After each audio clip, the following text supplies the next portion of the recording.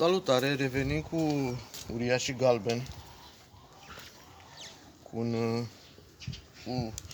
unul dintre cei doi masculi achiziționați de la Ștefan Felecan.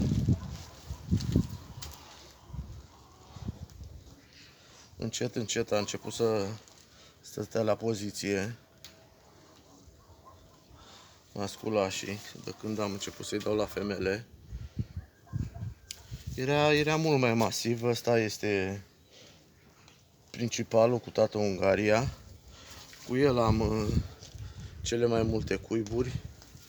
De fapt, n-am decât 3 cuiburi.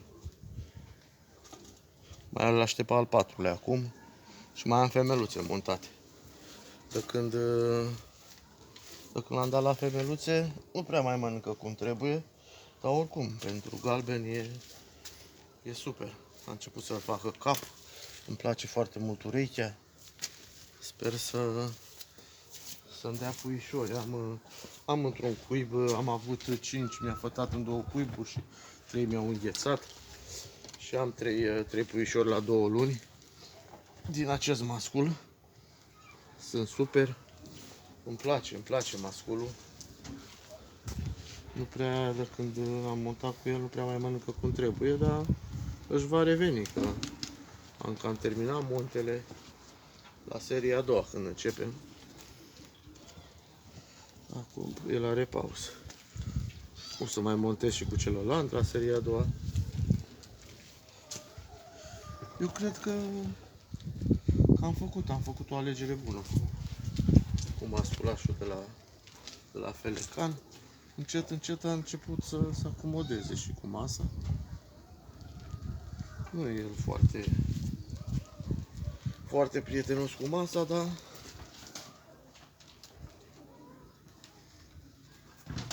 oricum a făcut blană, cap, a umflat capul, ureche deschisă la el.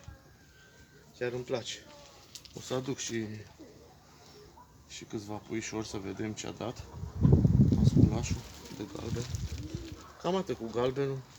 Aș vrea să aduc cei 3 puișori să vedem ce a dat. Aceștia sunt puișorii din primul cuib.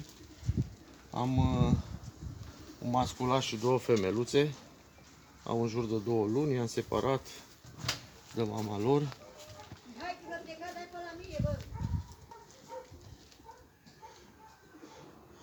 Au în jur de 2 luni, i-am separat, femeluțele rămân pentru matcă.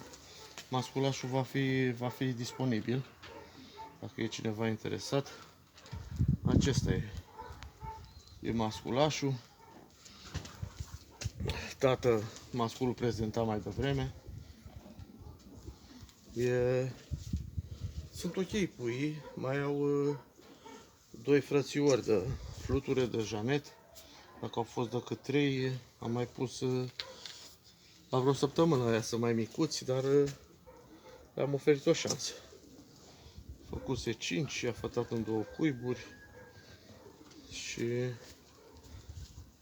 2 au înghețat. I-am grijit de căpăște. 3, dar sunt super.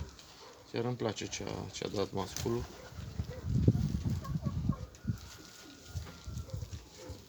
Cel puțin femelele, îmi place ce ureche a dat.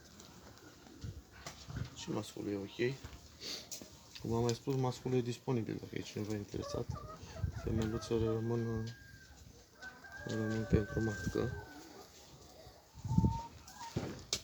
O să mai am și de galben, doar că asta e primul cuib și vreau să-l opresc pe matcă, să vedem cum se dezvoltă. Poate mai târziu voi mai da vreuna din ele, dar deocamdată vor rămâne amândouă la matcă. Să le văd dezvoltare. Cam atât cu cei 3 puișori. O să mai filmăm din boxe, femeluțe cu puișori, că mai avem femeluțe cu puișori.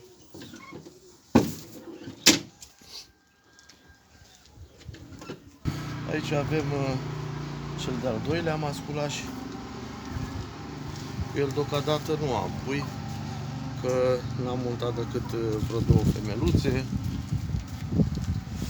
Una a fost matură și am dat-o la altcineva și una aștept să-mi fete. Încet, încet am învățat și acesta să stea la poze. E un pic mai micuț, capul are mai micuț, e un mascul de femele. A fost mai mic, e aproape 1 de zile diferență între ei de când i-am luat. E destul de lung și el a început să facă cap. Are altă calități, are o blană mult mai ok acesta. Dar o să montez și cu el, să văd ce pot să scot. Aș vrea să-l folosesc mai mult la toamnă, pentru femeluțele scoase cu masculul celălalt. Îmi place cum s-a dezvoltat și acesta. N-am exagerat cu grăunțele cu ei, ca să fie anger la monte. Oricum nu mai mănâncă ei cum trebuie, dacă i-am dat la femeluțe, sunt un pic agitați. Cum mă simte, crede că le dau femele.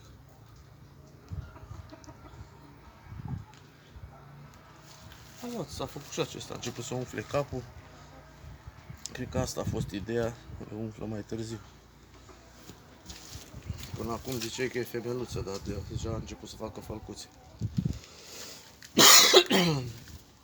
Sunt mulțumit și de galben, chiar nu sunt frați. Unul e cu părinți de Germania, celălalt cu Ungaria. Așa am vrut în cerul lui Ștefan să-mi dea mascul din cuiburi diferite, cu linii diferite, ca să pot să-mi perechez puișorii între ei la urmă. Cam atât cu acesta, de la al doilea mascul de la Felecan. O să mai scoatem un mascul ce l-am oprit eu pentru mine. Aș vrea să încerc la anul să montez câteva femeluțe scoase din masculii de la Felecan. Asta e un masculaș scos din masculul cel de-al treilea mascul de anul trecut, cu care am montat eu. E din seria a doua.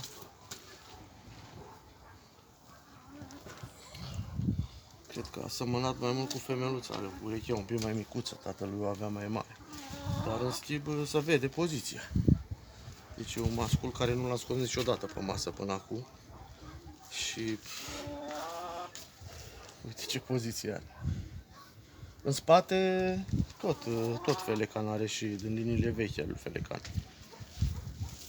E din achizițiile făcute de la Neanelu, de la Rizea. Deci în spate tot Felecan. L-aș ține pentru toamnă, să fac câteva monte cu el. Să vedem că e pisicos. Are în jur de 7 luni, cam așa. E singurul care inițial îl vroia cineva, dar nu o să-l dau. O să-l păstrez pentru toamnă.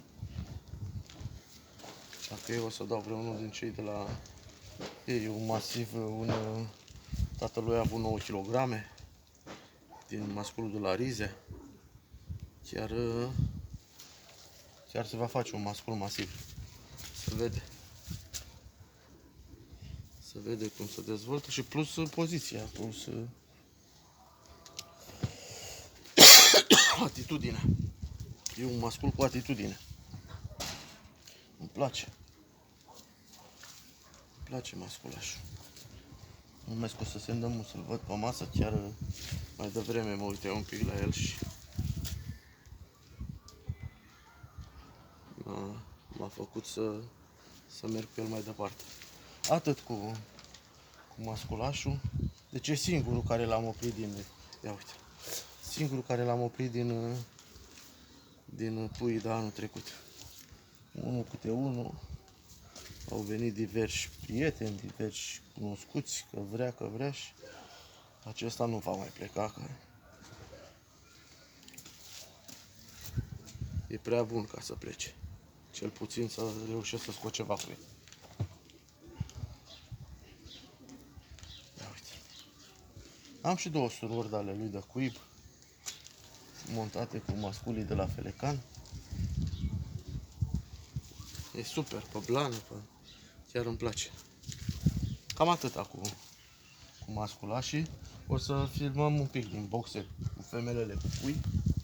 Soră da mascului prezentat mai devreme e montată de vreo săptămână cu primul mascul de la Felecan.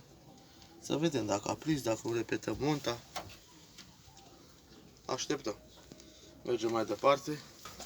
Avem puișorii prezentați, cum spuneam, mai am 2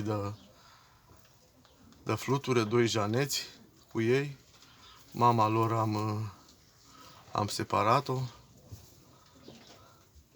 Janeții sunt mai mici cu vreo 10 zile, dar mama fiind o mamă bună i-a acceptat și au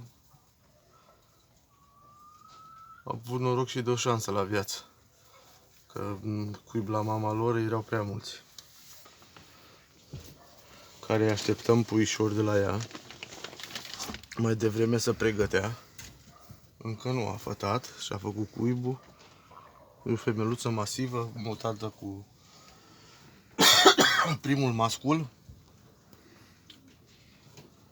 Sper să facem treabă, să țină puiuții și să nu mai stresăm, o lăsăm tocmai de aia nici nu insist. Femeluță de galben cu 5 puișori. 5 puișori care au început să facă ochișori. Deci ăla era primul cuib. Ăsta e cel de-al 3-lea. Că mai am unii de vreo 3 săptămâni, 2 săptămâni și ceva. Și aceștia le-a dat ochii, cam 9-10 zile au. 5 modrogani. Rodui mi-a atins când i-a curățit mama. I-a atins la ureche. Nu are deloc ureche.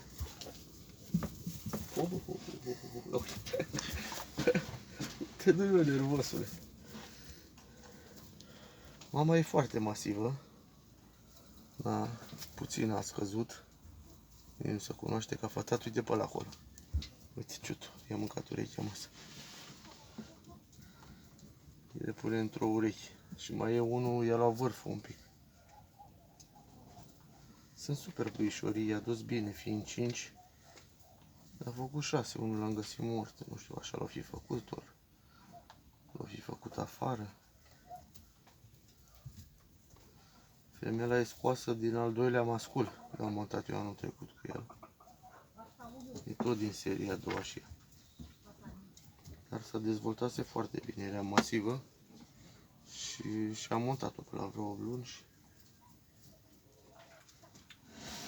asta e rezultatul. Tot cu primul mascul e montat așa asta. Cam atâta cu femeluța aceasta. Galben, pe care o așteptăm. O masivă. O așteptăm să fete la începutul anului. Pe 6 parcă împlinește. Tot cu primul mascul este montată. E o femeluță foarte masivă. Sper să... Sper să facem treabă. Să vede care puiuță are burtică. Sper să-i ție și să... Și avem grădinița. Cel de-al 3-lea cuib. E sora femeluței mai devreme prezentată, dar... Aia n-a prins la prima montă.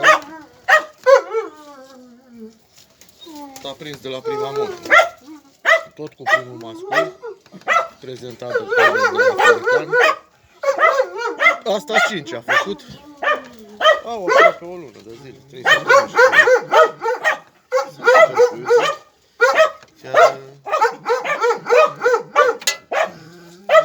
Chiar i-a dus bine. Bine și fiind 5. Femeluța e tânără, a primit tare.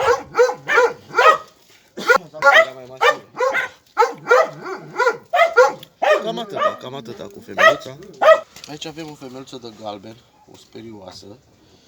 E montată, așteptăm la începutul anului să fete. E soră cu mascul.